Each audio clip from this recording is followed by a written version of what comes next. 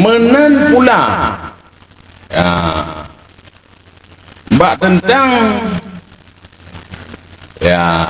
nerima atau istijabah doa. Kebetulan lu doa di multazam atau lu doa di Hajar Aswad atau lu doa bak tempat mustajabah doa lain. Bahkan hotel lu doa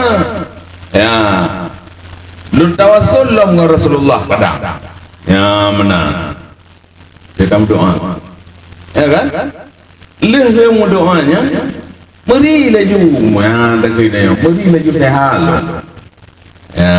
mana kan meri laju tenang pikiran lu meri laju hana tak gundah lah mudib tu mana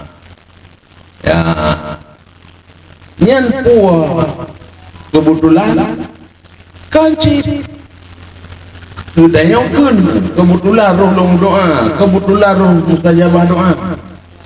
Yang maksud hudayang ya kan? Yang maksud hudayang yang diterima doa oleh Allah kun muafakat iradah.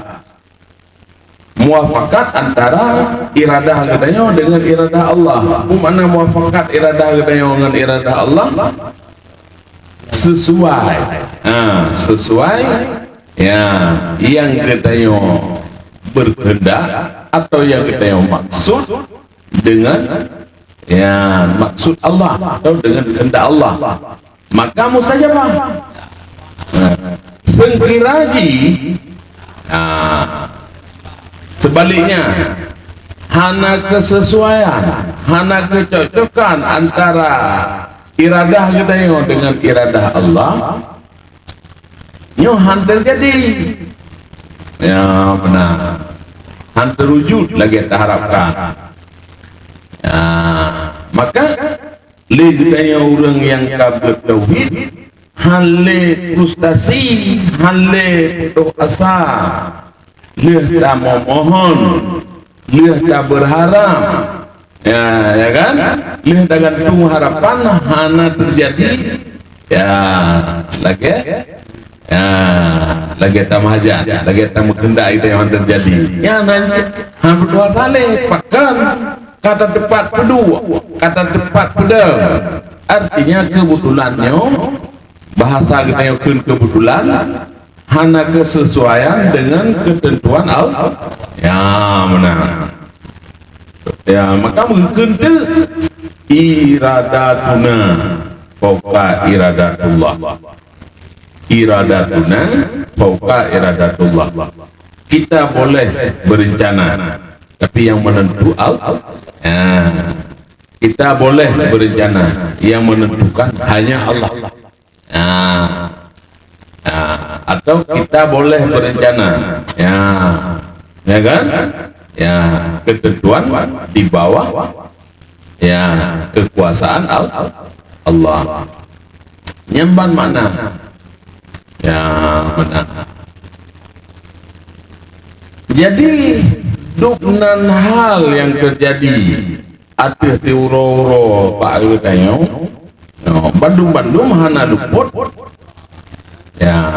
dalam pergerakan kita baik jaga kita baik dengan kita baik dapat rencana kita ronyo atau rencana malamnya terpupuk tengok nyo Bandung berencana kita nya Allah Subhanahu Wa Taala kalih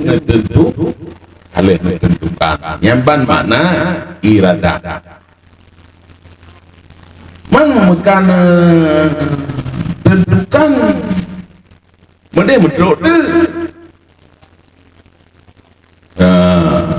ya kan karena terpikir kita yang kadang lagi kami yang mandung kalian nadu oleh Allah, kalian ditentukan oleh Allah medrok